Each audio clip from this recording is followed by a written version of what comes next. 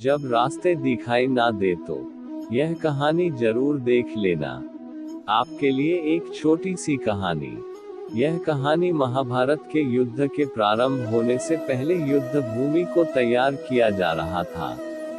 कुरुक्षेत्र की भूमि को समतल बनाया जा रहा था, पेड़ों को हटाया जा रहा था।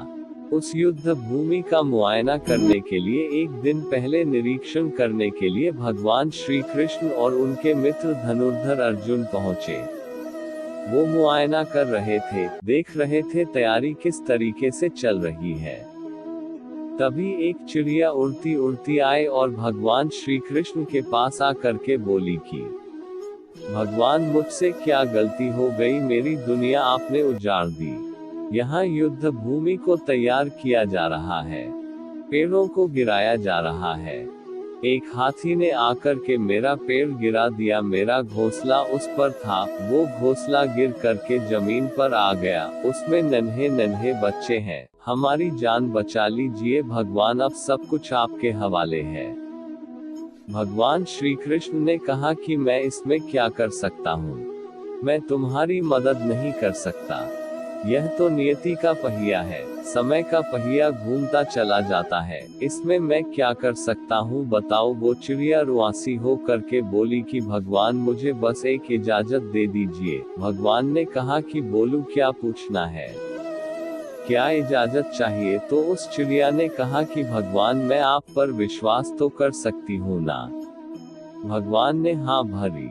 अगले दिन युद्ध शुरू हुआ और युद्ध की शुरुआत से पहले भगवान श्री कृष्ण ने अपने दोस्त अर्जुन से कहा, अपने मित्र से कहा कि मुझे अपना धनुष और एक तीर दे दो, एक बॉन्ड दे दो। अर्जुन ने अपना धनुष सौंपने से पहले पूछा कि केशव, आपने तो प्रतिज्ञा ली थी कि आप शस्त्र नहीं उठाएंगे, क्योंकि अर्जुन की भगवान को शस्त्र क्यों उठाना पड़ रहा है, ऐसा क्या हो गया।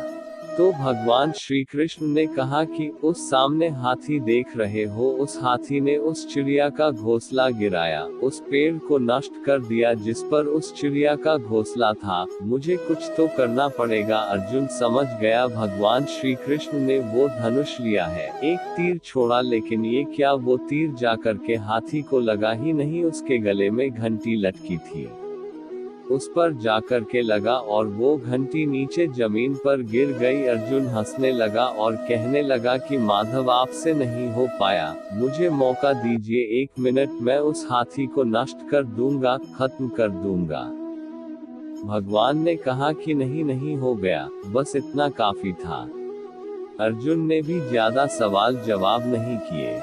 18 दिन तक युद्ध चला और उसके बाद में जब पांडवों की जीत हुई तो एक बार फिर से उस मैदान को साफ किया जा रहा था, क्योंकि काफी युद्ध के बाद में जो नुकसान हुआ था, बहुत सारा सामान गिरा पड़ा था, साफ सफाई चल रही थी। भगवान श्री कृष्ण एक बार फिर से अपने दोस्त, अपने मित्र अर्जुन के साथ में उसी भूमिका करने के लिए निकले और अर्जुन से कहा कि एक काम कीजिए, मेरे रथ से उतरिए और जाकर के नीचे वो जो घंटी रखी है उसको हटा दीजिएगा। अर्जुन चौंक गया कि हमने युद्ध जीत लिया है, हम इतने महान बन चुके हैं और यह मुझे एक घंटी उठाने के लिए, युद्ध भूमि की साफ सफाई करने के लिए कह रहे हैं।